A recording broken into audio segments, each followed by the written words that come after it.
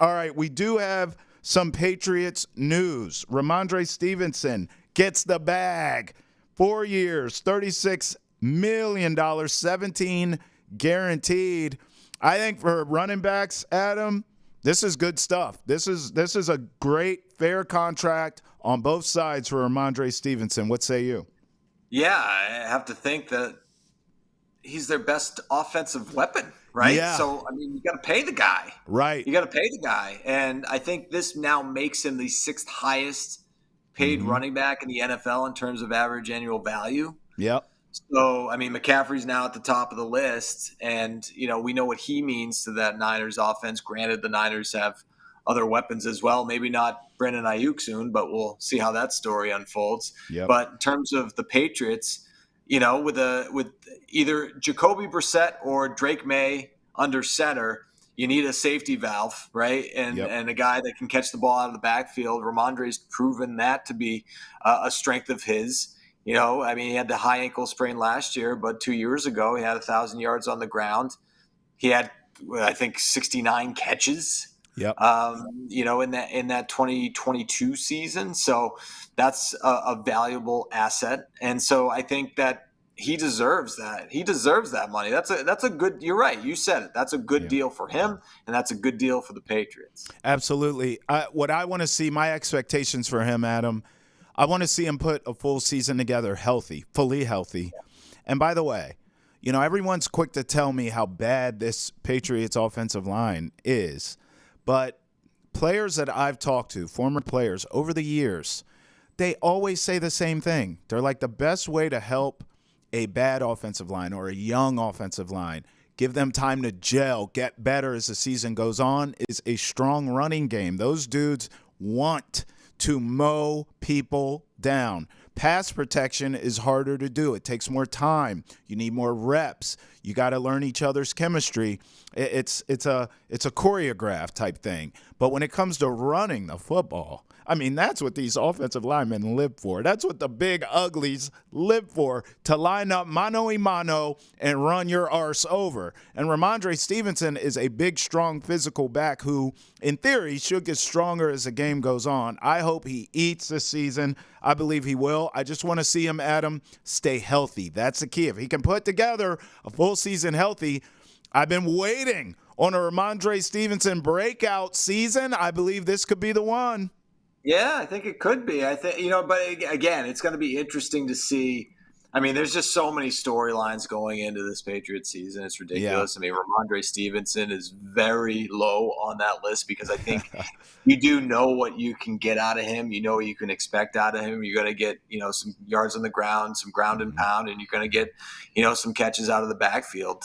But yeah, I would love to see this be a breakout season from Rhamondre Stevenson. And what that would mean is that the Patriots offense is clicking a little bit. Right? If he has a breakout season, that means that whoever is under center, whether Brissett or May, and some of the passing, that means the passing game's working a little bit, right? Because you can't have one without the other. So that I would love to see that, Trev.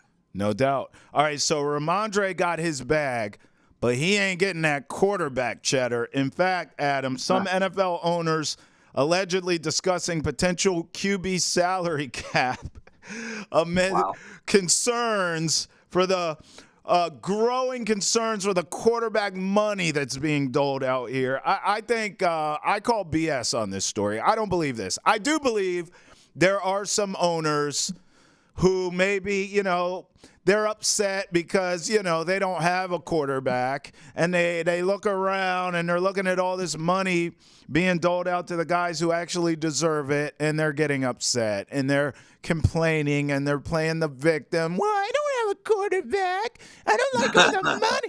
I mean, shut up. You want a quarterback, go get one, and then when you have one, you'll happily pay for him. That's what I see here. I see a lot of jealousy going on for teams that don't have franchise quarterbacks, and so it's easy for those owners to sit back and complain about the money that the guys who can actually sling it in this league are getting money for. I guarantee, Adam, because we're headed here. I'm not going to break any news here. I believe at one point every team in this league will have a great quarterback. You just look at what college is giving out. You look at all the quarterback development in youth football, these 7-on-7s. We certainly see where the rules in this league are going. It's just a matter of time before you're pulling off a flag. I mean, you can't even breathe on a quarterback, let alone hit him anymore. So I think it's just a matter of time until literally every single team in this league has a great quarterback. And then we understand levels to greatness. But that's what this is. I think this is just the owners who don't have it, crying over spilled milk, and about the money that the real ballers are getting in this league. That is pure hate. Get it out of your heart, owners. You make more money than anyone. If you get a quarterback, pay him accordingly. To that, you say what? I mean, man, I think you said it all. I mean, you got on your soapbox there. I love that, Travis. That was very impressive. But, I don't know. I mean, look, yeah, it's a quarterback's league. They're the best player on the field. I don't know why we're talking about capping the quarterback when the quarterback is the most important position on the field. And, I look at some of these. I mean, like, what do you think? The Lions are complaining that they paid Jared Goff what they did. You're absolutely right. It has to do with the guys that don't have the quarterbacks right now. Right. And even with that, like, can't you manipulate? I mean, I'm no capologist, Travis, but can't you manipulate the salary cap where you give guys guaranteed money and signing bonuses, and you're able to push that off into future years? And yeah, you have some dead money at the end or whatever, but at the end of the day, like, you can keep that salary cap down by giving guys signing bonuses. So I don't really understand why you would need to put a cap on the quarterback if you could just manipulate the cap anyway and sign the guys that you want to complement your offense, surround your quarterback. I don't see what the deal is. I don't see what the big deal is. I completely agree. I mean, listen, here's the other part. If you just think of quarterback adjacent players and positions. So obviously we know the quarterbacks get paid, but the guys who protect the quarterback, your offensive linemen, they're getting the bag too. How about all these wide receiver contracts that we're seeing? So the targets, the guy that your quarterback throws to is getting paid. And then you look on the other side of the ball. Adam, we're from an era where your corners, your safeties, remember when linebackers mattered? Now it's like, if you're not a pass rusher, you're not really going to make that kind of money. So think about that. Quarterbacks, the guy who protects them, your weapons, the guy he throws to, and then the person who chases them.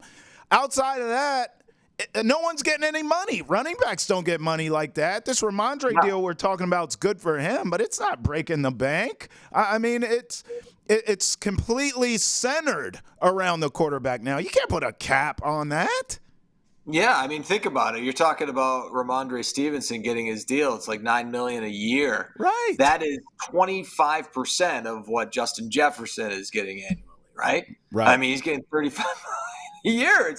It's ridiculous. And I'm not saying that, Rhamondre should be getting paid more, running back should, whatever. Point being, like, you're spot on. It just happens that this position, the quarterback position, is the most important and should be paid the most, and there really shouldn't be a discussion about, like, putting a cap on it. Right. By the way, with the NFL making as much money as they are, talking about putting a cap on, well, we're paying them too much. We don't want to, whatever. Well, think about this too, because you and I are from the era where the running back was the star of the show. We just talked about Barry Sanders and all these guys. Yeah. Now, if you think about it, Christian McCaffrey's getting real money. It took a while, but Saquon Barkley's getting real money. Why? Yeah. Because they can catch the ball out of the backfield, too. You can line them up out at receiver if you want. They're versatile pieces. It's almost like having an added wide receiver out there. Those are the running backs who are getting the real cake. And, again, that's quarterback adjacent. Yeah, no question. Yeah, I mean, again, like, you have more than one skill set. You're not a one-trick pony, so to speak, right? So you got a running back who can run the ball, and you got a guy who can catch him, right? Alvin Kamara. Right? Yeah. You talked about, running backs who get paid. Christian McCaffrey at the top of the list. Guess who's second? He is. Right. So, I mean, that's that all makes sense to me, and I just I don't really understand where this is coming from outside of the things that you may have said, where some of these owners are feeling a little butthurt that they don't have the guy yet.